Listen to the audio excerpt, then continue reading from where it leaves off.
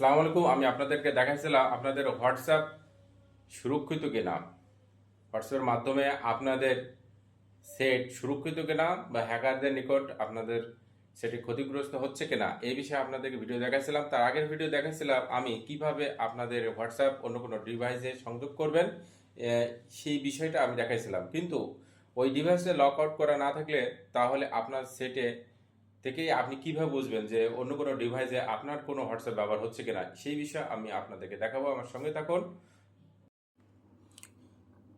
প্রথমে আমরা হোয়াটসঅ্যাপে যাব। হোয়াটসঅ্যাপ থেকে স্কুল বারে ক্লিক করব, করে আমি লিঙ্ক ডিভাইসে যাব। লিঙ্ক ডিভাইসে গেলে দেখেন গুগল ক্রোমও আছে, উইন্ডোজ। এখানে আমি যাব, এখানে যাওয়ার পর লগ আউট করে দেব। তাহলে অন্য কোনো ডিভাইসে যদি আপনার হোয়াটসঅ্যাপ সংযোগ থাকে তাহলে এইভাবে আপনার সংযোগটা বিচ্ছিন্ন হয়ে যাবে।